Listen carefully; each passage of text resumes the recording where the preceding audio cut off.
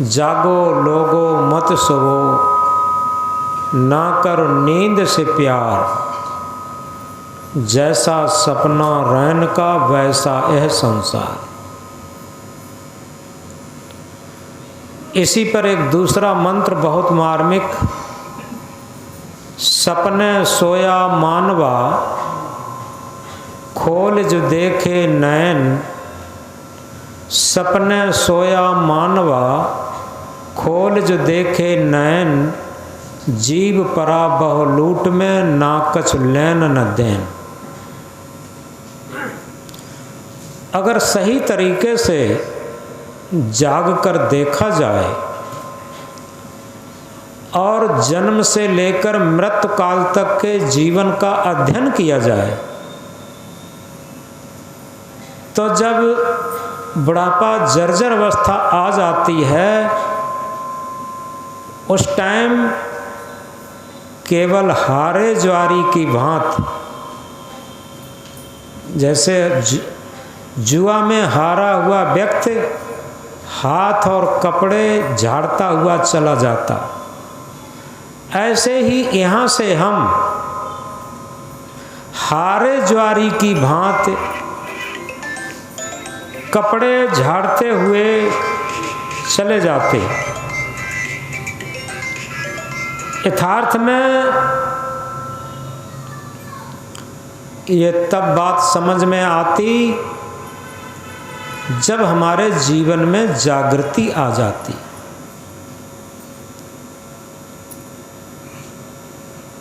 सपना यह संसार लागता आए के, सपना यह संसार लागता आए के, चले जुआ में हार मनुज तन पाए के। देखत सोना लगे सकल जग कांच है, देखत सोना लगे सकल जग कांच है, जीवन कहिए झूठ सो मरना साच है।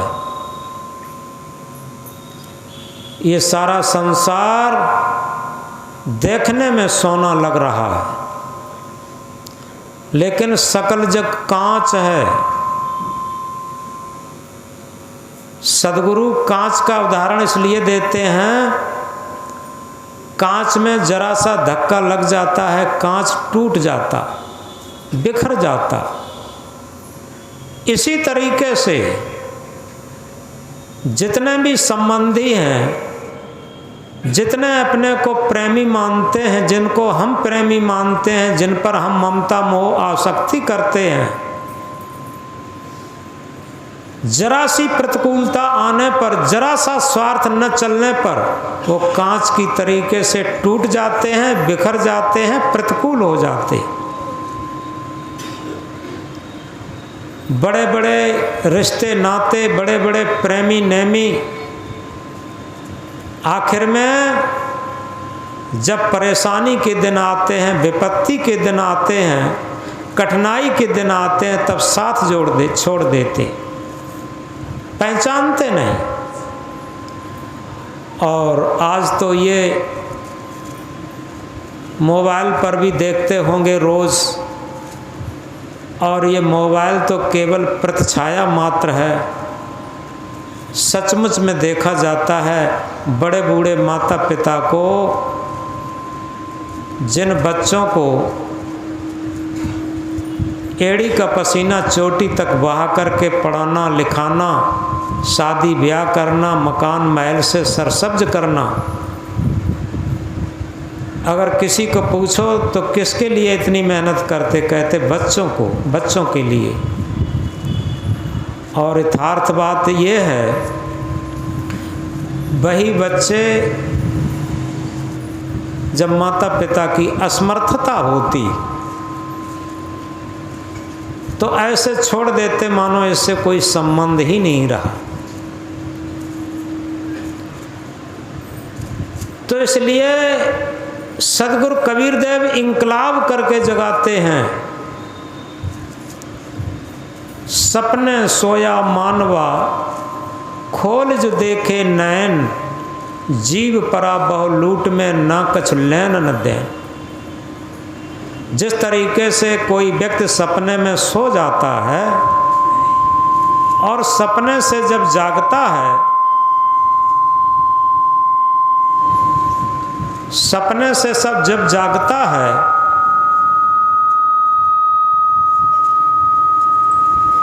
तो जो सपने में दृश्य देख रहा था, सपने में जो सीरियल चल रहा था, वो सब झूठा लगने लगता। अब ये झूठा कब लगता? जब जाग जाते। जब तक सपना देखते रहते हैं तब तक वो सच लगता, और जब सपने से जाग जाते, नींद से जाग जाते, तब वो झूठा लगने लगता। इसी तरीके से हम एक सपने में जीते हैं। वो रात्रि का सपना एक छोटा सपना होता, और जन्म से लेकर मृत्यु काल तक का ये एक बड़ा सपना है। ये सब सपना कब लगता? जब हम किसी प्रतिकूलता में घिर जाते, परेशानी में घिर जाते, कठिनाई में घिर जाते, तब ये सपना लगता है। जब तक इस संसार का, समाज का, परिवार का स्वार्थ चलता रहता, तब तो लगता है कि हमें प्राणों से ज़्यादा प्रिय मानते। जब बुढ़ापा आ जाता है तब पास में भी लोग बिठाने के लिए तैयार नहीं होते, बात सुनने को भी तैयार नहीं होते। एक कहावत गांव देहात की होती है, वो कई बार दोहराए भी हैं।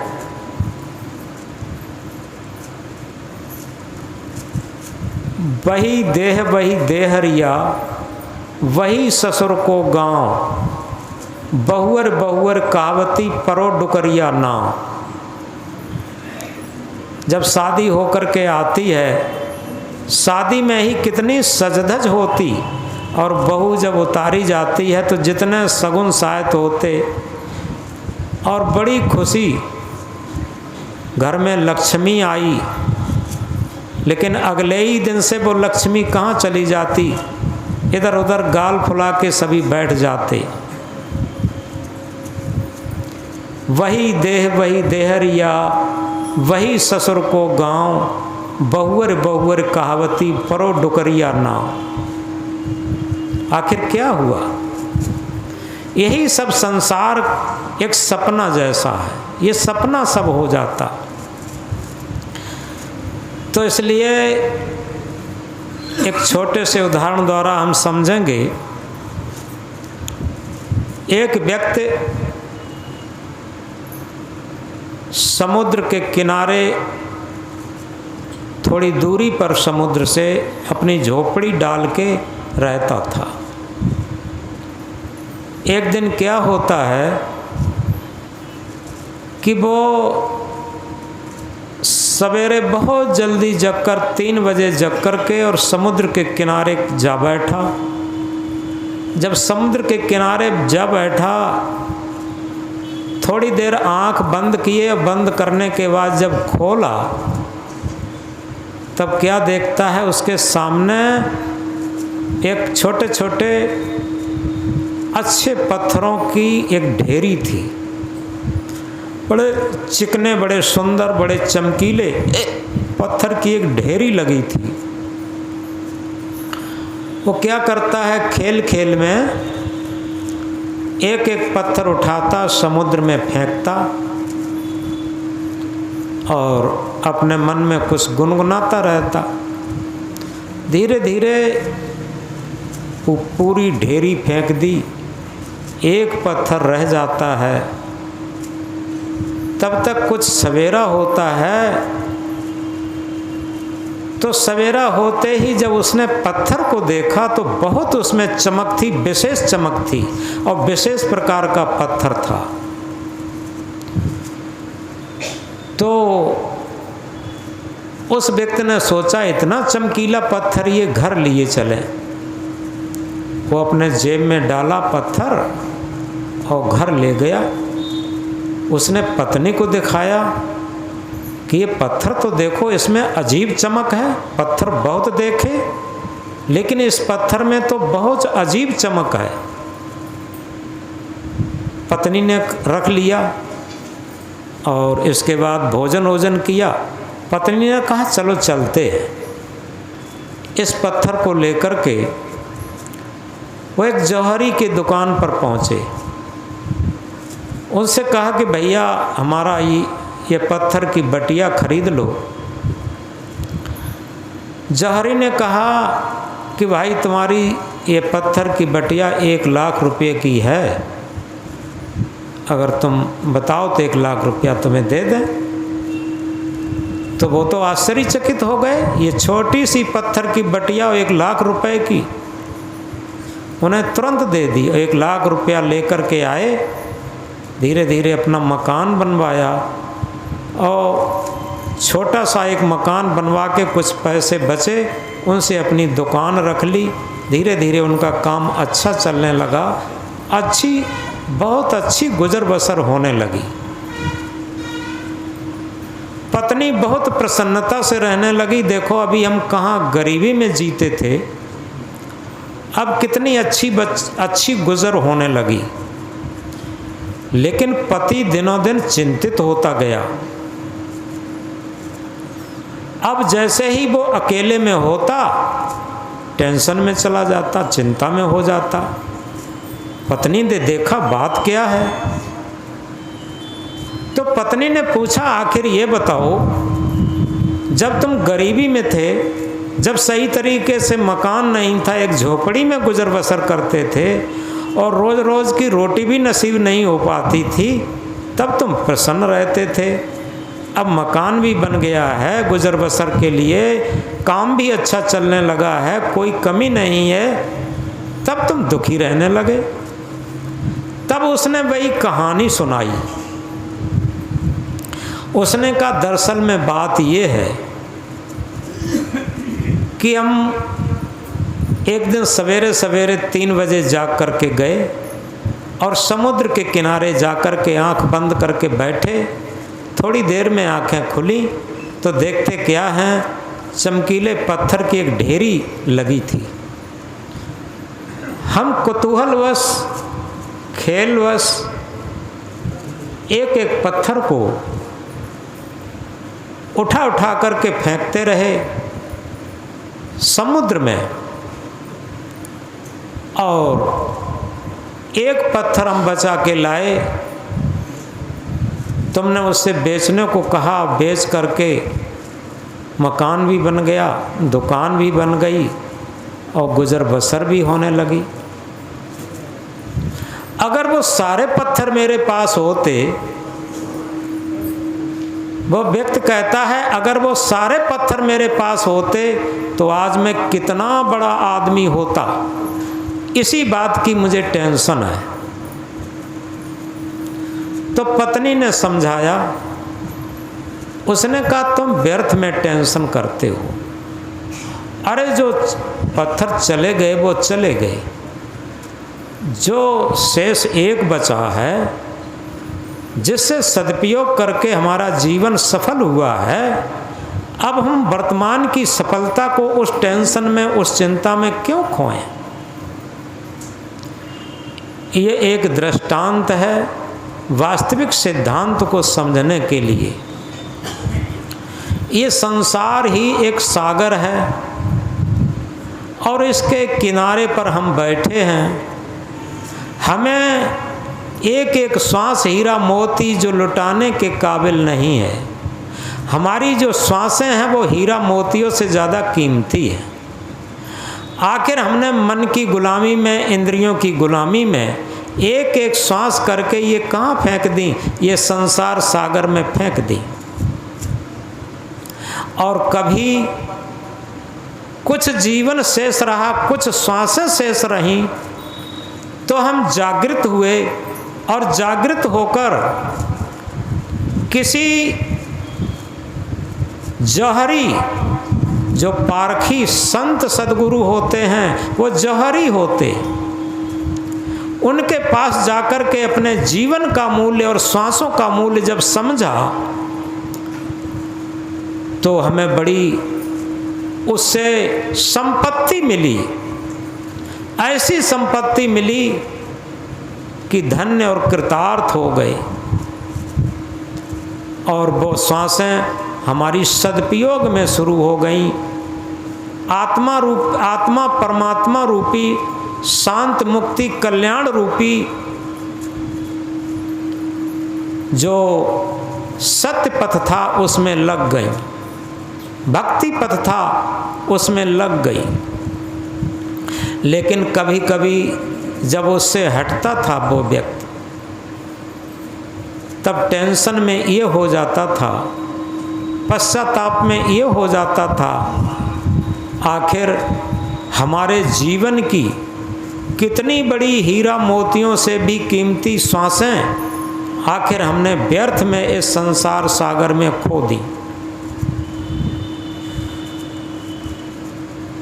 तो अगर आज हम जागृत हो जाते हैं अपने जीवन में, तो बाद में ये हमें पश्चाताप नहीं करना पड़ेगा। इसीलिए कहा, बचपन खेल में खोयो, जवानी नींद भर सोयो, बुढ़ापा देख कर रोयो। बचपन को हम खेलों में खो देते हैं, जवानी को अहंकार की, अहमता ममता की नींद में खो देते हैं, और फिर बुढ़ापा में केवल पश्चाताप हाथ रहता और कुछ नहीं। तो इसलिए सद्गुरु जगाते हैं कि हम आज जाग जाएं, किसी भी अवस्था में हैं तो निश्चित है अपने जीवन के क्षणों का, अपनी जीवन की सांसों का और अपने मिले हुए जीवन का हम सदुपयोग कर सकते। समझना ये है कि हमें जीवन तो मिला है, लेकिन क्या हम जीवन को ही जानते हैं? हम जीवन को ही नहीं जानते। हमने ये समझ लिया है कि हमारा मकान अच्छा हो जाए, दुकान अच्छी हो जाए, फैक्ट्री कल कारखाना अच्छा हो जाए, हमारे पास कपड़े लत्ते अच्छे हो जाएं, सोना चांदी अच्छा हो जाए, गाड़ी घोड़ा वाहन अच्छे हो जाएं, ये सब अच्छे हो जाएं। लेकिन कभी विचार करके देखा, जिन लोगों के पास मकान भी अच्छा है, दुकान भी अच्छी है, फैक्ट्री कल कारखाना भी अच्छा है, सोना चांदी भी अच्छा है, धन दौलत भी अच्छा है, सारी चीज़ें अच्छी हैं, लेकिन एक चीज़ अच्छी नहीं है, क्या? मन अच्छा नहीं है। तो समझो, जब मन अच्छा नहीं है तो कुछ भी अच्छा नहीं है, और केवल दुखी और टेंशन में जीवन जा रहा, पश्चाताप में जीवन जा रहा। तो इसलिए सबसे बड़ी बात ये है, जो जीवन में जागृत हो जाता है वो अंतर्मुखी हो जाता, और जो जीवन में सोया हुआ होता है वो बहिर्मुखी होता। अंतर्मुखी और बहिर्मुखी में अंतर ये होता, उसे केवल बाहर की तृष्णा रहती, बाहर की इच्छाएं, बलवती इच्छाएं, तृष्णाएं, वासनाएं धधकती आग की ज्वाला की तरीके से उसे दग्ध करती रहती, उसके अंदर एक हविस बढ़ जाती। ये कहा है, निर्धनिक कछ धन चाहे, धनिक चाहे विशेष, विशेषहु विशेष चाहे होवन चाहे नरेश, नरेश चाहे इंद्र पद, इंद्र चाहे रणजीत, असुर चाहे सुरपत बनन, यह तृष्णा की रीत। तृष्णा है कि डाकिनी की जीवन को काल, और निस्दिन चाहे जीवन करत ब्याल। ये और की चाहना, और की तृष्णा, गरीब वो नहीं है जिसके पास धन दौलत कम है, गरीब वो है जिसकी और की चाह धधक रही है। तो इसलिए जितनी हमारी चाहनाएं, तृष्णाएं, वासनाएं बढ़ती चली जाएंगी, बढ़ती चली जाएंगी, उतने ही हम बैर मुख होकर के सो रहे हैं। और जितना ही हमारा मन अंतर्मुखी होता जाता, उतने ही हम जागृत हैं। जागृत का अर्थ होता है अपने मन की गलतियों को देखना, अपनी मन की स्थिति को समझना। बड़ी सरल भाषा में समझें, अपने मन की स्थिति को समझना ये जागृत होना है, और अपने तन की स्थिति को समझना ये सोना है। तन कहते हैं संसार की स्थिति को समझना, और जब मन की स्थिति को समझा जाता है, सरल भाषा में समझें, जब हम अपने मन को भी देखना शुरू कर देते हैं, मन को भी सुंदर बनाना शुरू कर देते हैं, मन को भी निर्मल बनाना शुरू कर देते हैं, तो निश्चित है हम जागृत हो गए, हमारा जीवन जागृत हो गया। और दुनिया की सारी संपत्ति से भी जो सुख नहीं मिल सकता, वो मन की निर्मलता से मिल सकता है। ये दुनिया का सबसे बड़ा धन है, सबसे बड़ी संपत्ति है। जितना मन निर्मल होगा, जितना मन पवित्र होगा, उतने ही हम सुखी होंगे। ये सुख और दुख का, जितना मन मलिन होगा, गंदा होगा, उतने ही हम दुखी होंगे, और जितना ही मन निर्मल होगा, पवित्र होगा, उतने ही हम सुखी होंगे। सुख दुख का कारण धन दौलत नहीं है, सुख दुख का कारण हमारा मन है, हमारी वासनाएं हैं, क्योंकि कारण कार्य के कटुट व्यवस्था होती। इस बात को गहराई से समझा जाए, जैसा कारण होगा वैसे कार्य होंगे, ये प्रकृति का विधान है। जैसे हमने लहसुन खा लिया है तो दुर्गंधी की डकार, आम संतरा खाया है तो सुगंधी की डकार। सदगुरु कबीर साहब ने इसे अपनी भाषा में कहा है, कबीर कमाई आपनी निष्फल कबहू न जाए, बोया पेड़ बबूल का आम कहाँ ते खाए। अगर हमने अपने खेत में बबूल का बीज बो दिया, अब हम आशा करते हैं मीठे मीठे टपका खाने को मिलेंगे, आम के फल खाने को मिलेंगे, तो कहाँ से मिलेंगे? बात समझ में आती है, लेकिन कबीर साहब बाहर की बात समझाकर आध्यात्म बात समझाते हैं, अंदर की बात समझाते हैं। ये हमारा मन अंतःकरण एक खेत है, और इसमें हम कुसंस्कारों के बीज बो रहे हैं, खराब संस्कारों के बीज बो रहे हैं। अब हम सोचें कि हमें बड़े अच्छे अच्छे फल मिलेंगे, कहाँ मिलेंगे? अगर इस मन रूपी खेत में, अंतःकरण रूपी खेत में सद्गुणों के, सदाचार के, नैतिकता के, परमार्थ के संस्कार बोना शुरू कर दें, तो निश्चित है ये आम संतरा के समान सुगंधी देंगे। सद्गुणों में सुगंधी होती है, दुर्गुणों में दुर्गंधी होती है, ये स्वाभाविक है। कोई भी व्यक्ति पति चाहता है कि पत्नी ऐसी सद्गुणी मिले, उसमें कोई भी अवगुण न हो। पत्नी चाहती है कि मेरा पति इतना सद्गुणी हो, कोई भी अवगुण न हो। इसी तरीके से माता पिता चाहते हैं हमें संतान सद्गुणी मिले, सेवा भाव वाली मिले, और संतान चाहती है हमारे पिता, माता पिता बहुत सद्गुणी, बहुत सेवा भाव वाले हों। ये दूसरे को सब चाहते हैं, लेकिन कोई स्वयं को बदलना चाहता। इस बात को गहराई से समझें। हम चाहते हैं कि दूसरा हमें सद्गुणी मिल जाए, सदाचारी मिल जाए, सत्य बोलने वाला मिल जाए, लेकिन कभी ये विचार करके देखे कि दूसरे पर तो हमारा कोई अधिकार नहीं है, क्या हम कभी अपने को सुधारने का बीड़ा उठाते हैं, सुधारने के लिए कमर कसते हैं कि हम सद्गुणी सदाचारी बन जाएं और हम परमार्थी बन जाएं, धर्म के पथिक धार्मिक बन जाएं? ये कभी चाहते हैं? तो इसलिए इसमें सबसे बड़ा बाधक है हमारी अहमता और ममता।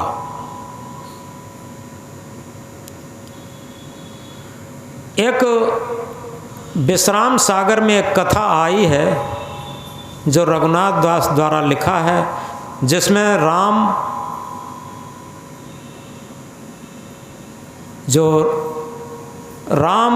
और लक्ष्मण का संवाद भी है। उसमें एक कथा आती है राजा शिखध्वज, उनकी पत्नी थी चंडाला नाम की। तो राजा शिखध्वज बहुत भौतिक आकर्षण उसे था, पत्नी के शरीर से लेकर संसार में बहुत आकर्षित था, और उनकी रानी बहुत आध्यात्म क्षेत्र की थी। उसके मायके में भी धर्म पथ था, आध्यात्म क्षेत्र था, धर्म भक्ति थी। वो राजा शिखध्वज को समझाती थी कि हे पतिदेव, ये तुम्हारी भौतिक दृष्टि तुम्हें तो जलाएगी, तुम्हारे संपर्क में आने वाले लोगों को भी जलाएगी। इसलिए तुम आध्यात्म पथ अपनाओ और ये बाह्य दृष्टि छोड़ करके अंतर्दृष्टि जागृत करो, और भौतिक पथ छोड़ करके आध्यात्म पथ ग्रहण करो, क्योंकि तुम शरीर नहीं हो। ये उनकी रानी समझा रही। शरीर को मैं मानना सबसे बड़ा ये पाप है, शरीर को मैं मानना सबसे बड़ा ये पाप है, सब पाप इसके पुत्र हैं, सब पाप का ये बाप है। इसलिए तुम शरीर नहीं हो, शरीर में रहने वाली तुम आत्मा हो, तुम शुद्ध चेतन ज्ञान स्वरूप अजर अमर अखंड अविनाशी हो। इसलिए तुम शरीर से लेकर संसार तक इसमें मत अटको, मत भटको, इसमें मन को मत खपाओ, अपना मन अपनी अंतरात्मा में रमाओ। इस तरह के समझाती रहती थी। कभी कभी एक दिन राजा के मन में आया कि मेरी पत्नी इतनी आध्यात्म पथ पर चलने वाली है, धर्म पथ पर चलने वाली है, और हम कहाँ शरीर से लेकर संसार में रमने वाला नारकी जीव हूँ।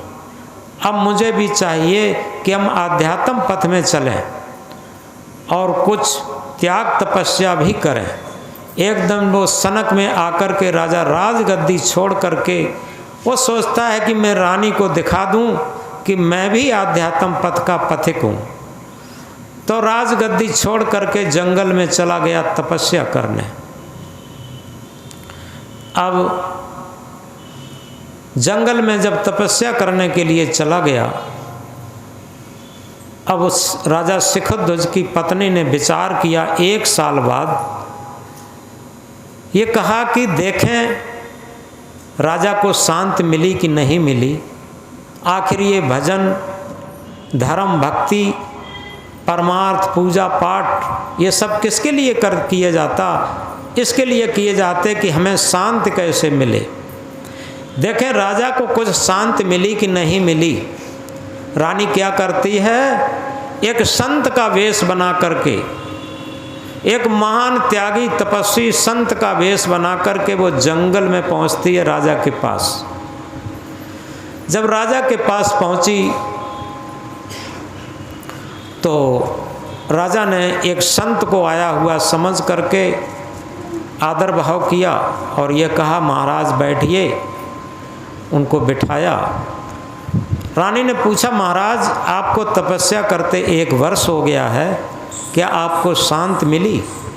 राजा ने कहा महाराज शांति तो बिल्कुल नहीं मिली, और मैं काफ़ी तपस्या कर रहा हूँ। रानी ने कहा तुम त्याग करो, अभी त्याग नहीं करते। तो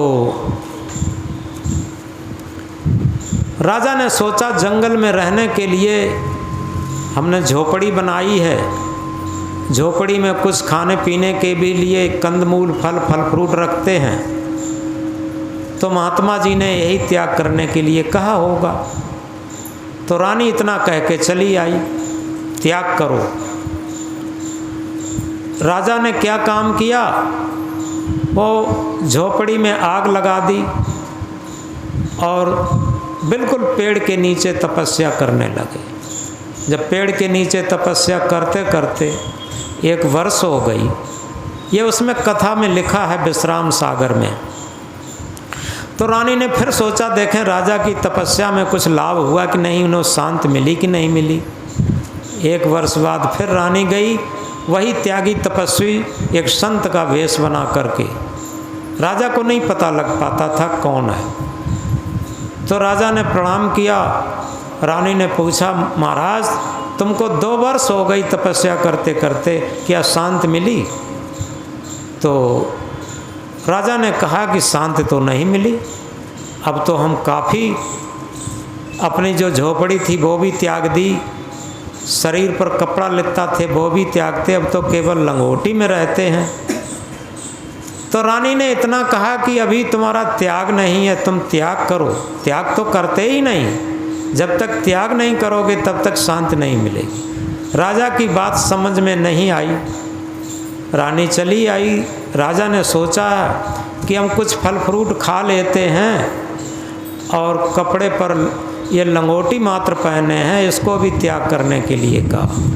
राजा ने खाना छोड़ दिया, केवल पानी के आधार पर रहने लगा और कुछ घास फूस खा लेता थोड़ी बहुत, तो सब कुछ छोड़ दिया। रानी ने कुछ दिनों बाद सोचा कि देखें राजा को कुछ शांत मिली कि नहीं मिली। रानी फिर वही वेश बनाकर जाती है और उसने फिर पूछा कि राजन क्या शांत मिली? अब राजा को अंदर से क्रोध आने लगा।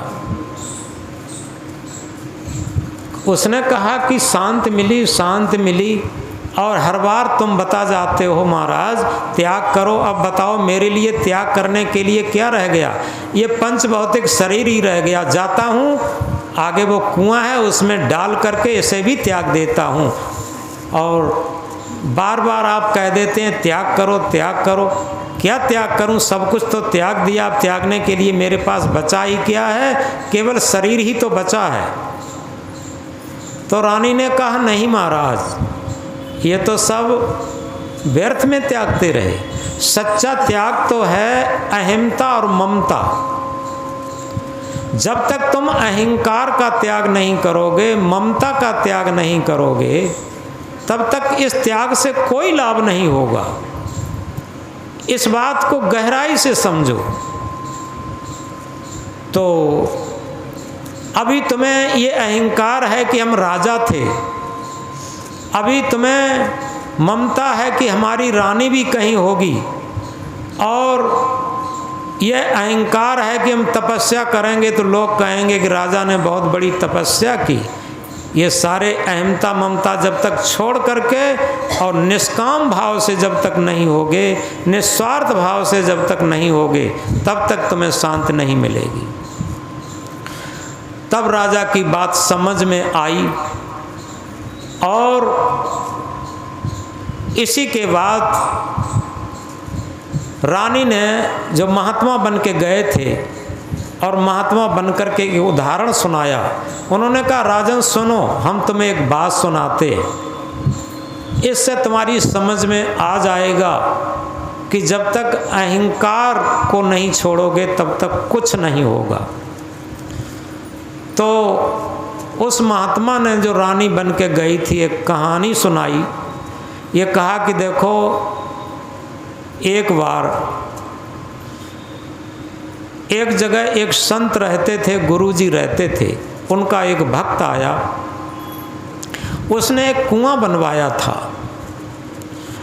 और कुआं बन चुका था उसने गुरुजी से निवेदन किया कि गुरुजी कल आप चलें, कुआं बनकर तैयार हो गया है, आप उद्घाटन कर दें तो पानी पीने का काम आ जाएगा, सब लोगों के लिए ये बहुत बड़ा परमार्थ का काम होगा।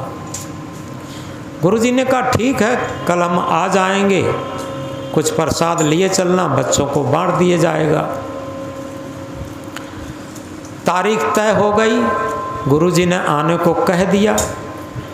भक्तराज शाम को कुएं के पास घूमने गया, उसने कहा साफ सफाई कर दें, कल गुरुजी आएंगे। जैसे ही गया तो देखता क्या है, उस कुएं में एक कुत्ता गिर पड़ा है। कहीं से लड़ते हुए कुत्ते आए होंगे, एक कुत्ता गिर पड़ा। तो अब वो लौट आया, सुबह सुबह जल्दी गुरुजी के पास पहुंचा। उसने कहा कि गुरुदेव उद्घाटन की तारीख कैंसिल कर दो, उसमें कुत्ता गिर गया है। गुरुजी ने कहा कुत्ता गिर गया है तो कौन बात बड़ी है, अरे सबसे बड़ी बात यह है कि उद्घाटन की तारीख कैंसिल क्यों कर दो, आखिर कुत्ता निकालना ही है, उसे निकाल कर फेंक दो और कुछ सेंट लिए जाओ, सेंट डाल देना, अगरबत्ती लिए जाओ, अगरबत्ती सुलगा देना, गंगा जल लिए जाओ, गंगा जल डाल देना, उसका पानी निकाल देना, साफ हो जाएगा, पानी पीने के काम आ जाएगा, प्रसाद बांट दिया जाएगा, उद्घाटन हो जाएगा। उस व्यक्ति ने बाजार से अगरबत्ती ली, बहुत सारा सेंट लिया, गंगा जल लिया, ये सब लाया और ला कर के वहाँ खूब अगरबत्ती चारों तरफ लगा दी, कपूर जला दिया और कुएं में सेंट डाल दिया और उद्घाटन की पूरी तैयारी कर दी, बिछाई वगैरह लगा दी। गुरुजी आए। जैसे ही गुरुजी आए तो सबसे पहले कुएं को देखने गए। कुएं की मन पर खड़े होकर जैसे ही देखा तो उसमें कुत्ता पड़ा था। गुरुजी ने कहा कि क्या कुत्ता नहीं निकाले? तो उस भक्त ने कहा कि अरे गुरुदेव ये बात तो भूल ही गए, वैसे आपकी एक एक बात याद है। हमने अगरबत्ती भी सुलगाई, कपूर भी जलाया, सेंट भी डाला, गंगाजल भी डाला, सब कुछ किया, लेकिन कुत्ता निकालना भूल गए। गुरुजी ने कहा कुत्ता निकालना भूल गए, यही तो सब कुछ भूल गए। सेंट न डालते कोई बात नहीं, अगरबत्ती न सुलगाते कोई बात नहीं, कपूर न सुलगाते कोई बात नहीं, अरे सबसे बड़ी बात कुत्ता निकाल देते, उसमें पानी निकाल देते, साफ हो जाता पानी। जो मुख्य काम था वो नहीं निकाला। और उस जो रानी महात्मा बन के गई थी उसने राजा को समझाया कि इसी तरीके से हमारे अंतःकरण में, हमारे मन में जो अहंकार रूपी कुत्ता पड़ा है उसे हम नहीं निकालते हैं। तीर्थ करते हैं, व्रत करते हैं, पूजा पाठ करते हैं, यज्ञ हवन करते हैं, क्या क्या नहीं करते। दुनिया में जितनी भी औपचारिकताएं हैं वो सब करते हैं, लेकिन अपने मन से, अपने अंतःकरण से जो अहंकार रूपी कुत्ता जब तक नहीं निकालेंगे तब तक हमारे अंदर कोई भी फर्क नहीं पड़ेगा। बाहर से हम कुछ भी औपचारिकता करते रहें। तो इसलिए सबसे बड़ी बात जो हम कह रहे थे, बोला सदगुरु कबीर साहब की, जागो लोगो मत सुबो, ना करो नींद से प्यार, जैसा सपना रैन का वैसा यह संसार। ऐ लोगो जागो, जागना यही है। हम पूरा जीवन निकाल दें, ये जितने भी औपचारिकताएं हैं धर्म के नाम पर, भक्ति के नाम पर, भजन के नाम पर, ध्यान के नाम पर, साधना के नाम पर, लेकिन जब तक अहंकार रूपी कुत्ता निकाल करके नहीं अंतःकरण से फेंकेंगे। सदगुरु कबीर साहब इंकलाब करके कहते हैं, जहां ग्राहकता हो नहीं हौता ग्राहक नाय, प्रेम गली अते सांकरी तामै द्वय न समान। जहाँ जिज्ञासु की भावना है, भक्ति की भावना है, आत्म परमात्म की स्थिति की भावना है, जहाँ मुक्ति कल्याण की भावना है, वहाँ अहंकार की भावना नहीं होगी। और जहाँ अहंकार की भावना है वहाँ भक्ति की भावना नहीं है, केवल दिखावा की भक्ति है, केवल स्वार्थ की भक्ति है।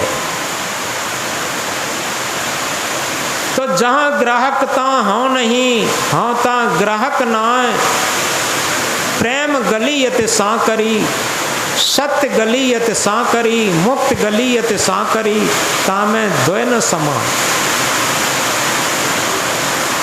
रामायण में भी कहा है, जहाँ काम तहाँ राम नहीं, जहाँ राम नहीं काम, तुलसी दोनों होत नहीं, रवि रजनी एक ठाम। ये रामायण की बड़ी सुंदर चौपाई है।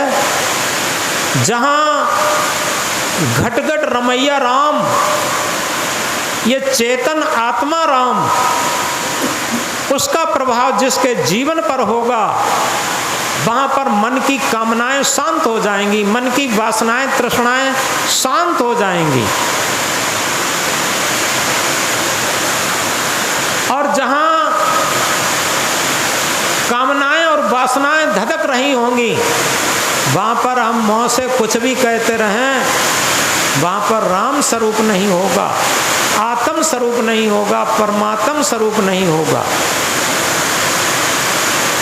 तो जहाँ काम तहाँ राम नहीं, जहाँ राम नहीं काम, तुलसी दोनों होत नहीं, रवि रजनी एक ठाम। तुलसीदास जी इंकलाब करके कहते हैं, रात्रि और सूर्य एक साथ नहीं हो सकते। जब रात्रि होगी तो सूर्य नहीं होगा, और सूर्य होगी तो रात्रि नहीं होगी। तो इसी तरीके से जब हमारे अंदर भक्ति का सूर्य, आत्म ज्ञान का सूर्य जग जाता है, तो मन की कामनाएं सब शांत हो जाती, मन की वासनाएं सब शांत हो जाती। जब मन की कामनाएं, मन की वासनाएं, मन का अहंकार ये जीवित रहता, तब तक समझो हमारी भक्ति नहीं है, हमारी साधना नहीं है, हम दिखावा कर रहे। तो इसलिए जिसे हम भक्ति कहते हैं, जिसे हम कल्याण कहते हैं, जिसे हम मुक्ति कहते हैं, जिसे आत्म परमात्म कहते हैं, उसके लिए बहुत सरल उपाय है कि हम अपने मन का निरीक्षण करें, मन का परीक्षण करें कि हमारा मन कितना उद्वेगित होता है। बचपन से लेकर किशोरावस्था से लेकर जवानी से लेकर यदि आज बुढ़ापे में आकर के मन उत्ताल तरंगे भर रहा है, तो समझो हम किधर जा रहे हैं। ये बात समझो। स्याही गई, कबीर साहब क्या कहते हैं, स्याही गई सफेदी आई, दिल सफेद अजहू न हुआ। स्याही चली जाती है, सफेदी आ जाती है, लेकिन अंतःकरण आज भी सफेद ना हो पाया, स्वच्छ पवित्र निर्मल ना हो पाया, तो बताओ क्या फायदा हुआ। इसीलिए कहा, हविस की हविस इंसान को हैवान बना देती है। हविस की हविस इंसान को हैवान बना देती है। हविस की चोट इंसान को इंसान बना देती है। अगर हविस से बचें जीवन भर, तो इंसान को भगवान बना देती। ये मन की हविस, ये मन की तृष्णा, ये धधकती ज्वाला मन की, ये आदमी को कभी शांत नहीं रहने देती और बाद में केवल घोर पश्चाताप करवाती है। तो इसलिए सबसे बड़ी बात यह है, देखो संत गुरु का बंधन इसीलिए लगाया, ये मन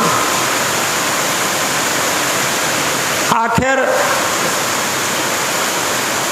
अपनी स्वतंत्रता चाहता, ऐसा कोई भी व्यक्ति नहीं होगा, एक बच्चे से लेकर पति पत्नी से लेकर गुरु शिष्य से लेकर पिता पुत्र से लेकर अधिकारी कर्मचारी से लेकर, जो अपने मन की स्वतंत्रता न चाहता हो। आज एक उदाहरण हम देकर समझाएंगे कि स्वतंत्रता में परतंत्रता और परतंत्रता में स्वतंत्रता। आपने कभी देखा होगा पतंग को, पतंग आसमान में उड़ती है और एक आदमी हाथ में डोरी लिए रहता, कभी डोरी को ऊपर ले जाता, कभी डोरी को नीचे ले जाता।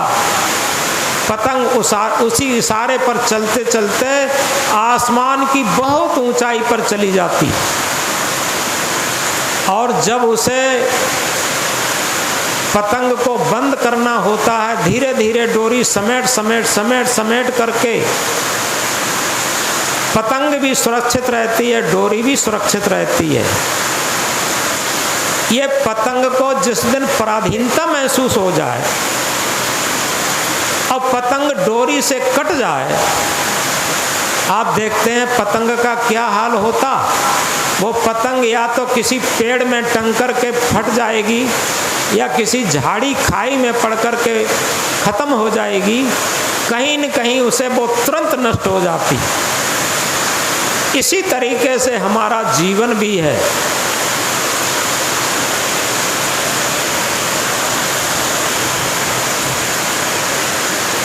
अगर सबसे पहले बच्चे का जब जन्म होता है, माता पिता उसे संरक्षण देते, लेकिन वही बच्चा जब थोड़ा बड़ा हो जाता, माता पिता के संरक्षण को त्याग देता, बात नहीं मानता। धीरे धीरे पति पत्नी से जुड़ता है, पत्नी पति से जुड़ती है, लेकिन दोनों धीरे धीरे एक दूसरे की फिर बात नहीं मानते। आप देखें जितने भी रिश्ते हैं, चाहे पिता पुत्र के हों, पति पत्नी के हों, भाई भाई के हों, गुरु शिष्य के हों, गुरु शिष्य का भी यही हाल रहता। शुरू में कोई भी शिष्य आता है तो बड़ी नॉर्मलता से, बड़ी निवेदन के साथ आता, और जब गुरु के साथ उसका मान सम्मान बिकने लगता, वो गुरु से फिर स्वतंत्र होना चाहता। लेकिन याद रखें, जिस तरीके से पतंग की डोरी में जब तक पतंग है तब तक उसका बहुत बड़ा मूल्य है। पतंग को उड़ाने वाला उसे हाईएस्ट चोटी पर पहुंचा सकता अगर वो डोरी से जुड़ी रहेगी। इसी तरीके से हमारा ये मन एक पतंग की तरीके से है और आत्मा इसमें सद्गुरु के रूप में है। यह आत्म परमात्मा जो बैठा है, और इसीलिए कहा तन की जाने मन की जाने, जाने चित्त की चोरी। तन की जाने मन की जाने, जाने चित्त की चोरी।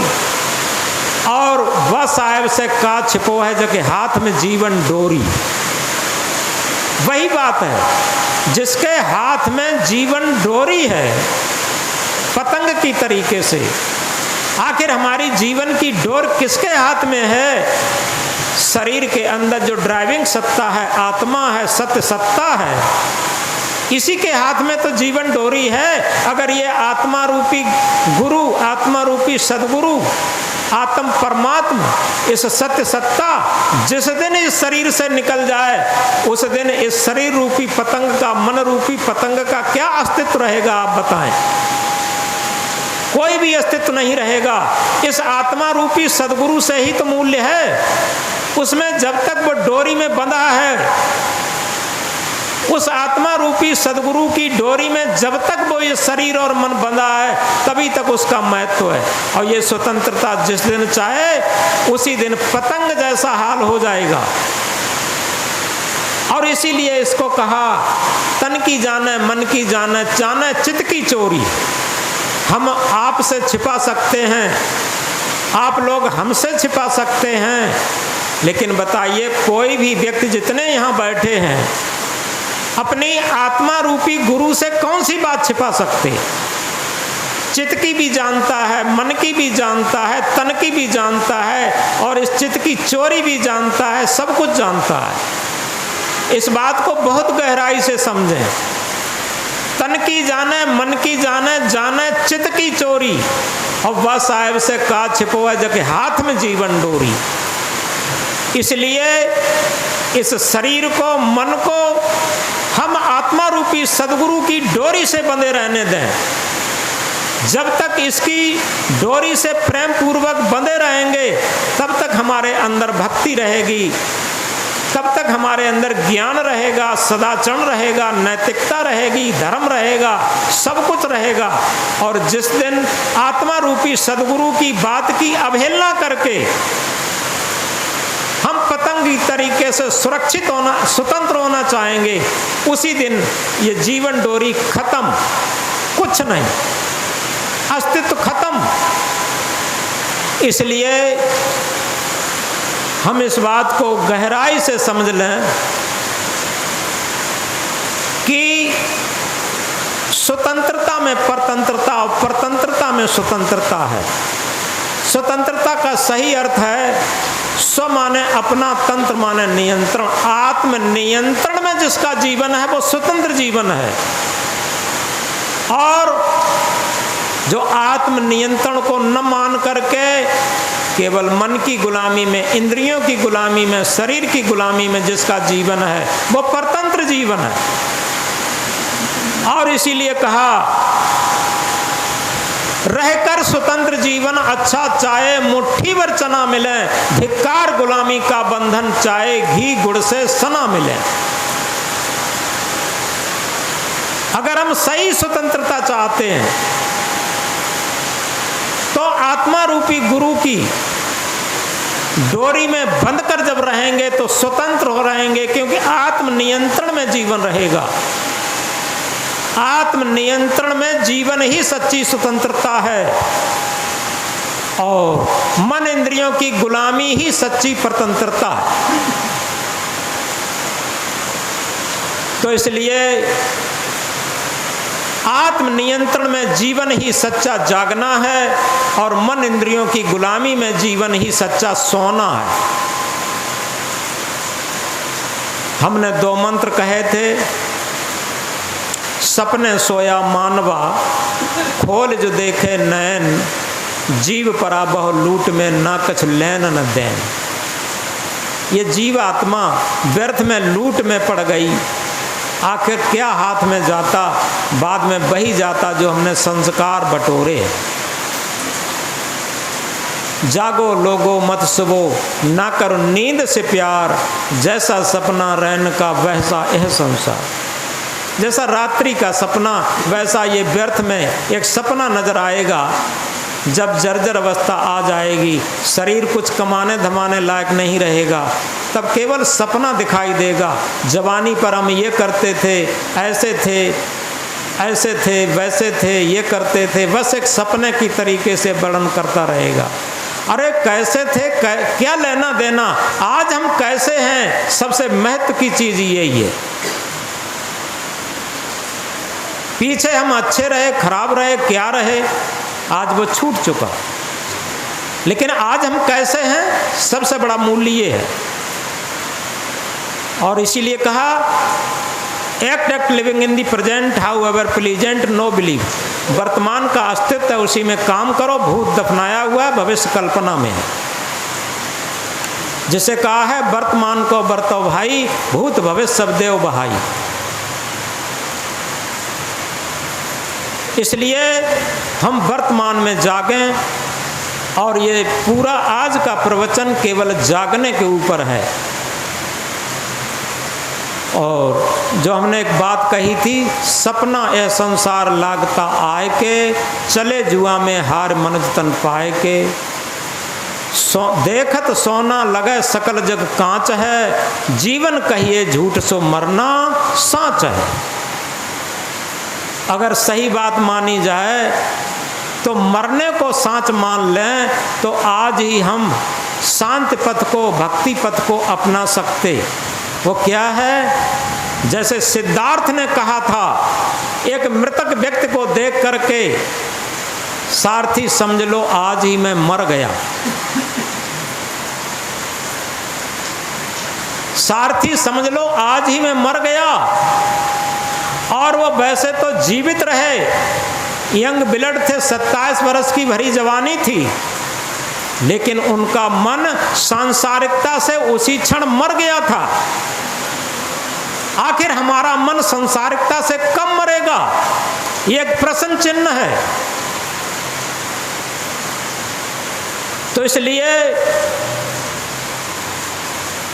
जीवन कहिए झूठ सो मरना साँच है। अगर ये बात हम समझ लें, जो मन की इंद्रियों की गुलामी में जो जीवन जा रहा है वो झूठा है, और एक क्षण का भी जागृत जीवन, आत्मा के तल पर जिया हुआ जीवन, सत्य के तल पर जिया हुआ जीवन, ये हमारा सच्चा जीवन है। और इसी को मृतक कहते हैं, क्योंकि मरना क्या है? एक मस्तराम संत हुए हैं और वे एक मुर्दे के पास जाकर के मुर्दे को पूछते हैं। मस्तराम मुर्दे से पूछे, मुर्दा कुछ बतलाओगे? मुर्दे में से मुर्दा बोला, हाँ, जीते जी मर जाओ तो सच्चा सुख पाओगे। दुनिया में सच्चा सुख वही है जब हम जीते जी मरना सीख लें। किससे मरना सीख लें? मन से मरना। जब हमारा मन उत्ताल तरंगें छोड़ दे, जवानी की बात याद याद करके पश्चाताप करते हैं, ये सब क्या है? ये नरक है। हम ये समझें, जो बीत गया फिर उसका नहीं ठिकाना, ओ मोक्ष मार्गी समल समल कर जाना। जो बीत गया उसका रोज रोज हम क्या याद करते हैं? वर्तमान को याद करें, वर्तमान की जागरूकता रखें। जितना हम वर्तमान में जागरूक रहेंगे उतना ही हम मन की गुलामी से हटेंगे, इंद्रियों की गुलामी से हटेंगे। हमारे अंदर आत्म बल जागृत होगा, आत्मविश्वास जागृत होगा, आत्म संयम जागृत होगा। जिसे अंग्रेजी में कहा है self reverence, self knowledge, self control, these three alone lead life to sovereignty. आत्मज्ञान, आत्म संयम और आत्मविश्वास ये जीवन को परम शक्ति संपन्न बना देते हैं। बोलो सद्गुरुदेव की। अब आगे एक परम आवश्यक सूचना है। आज 11 अगस्त हो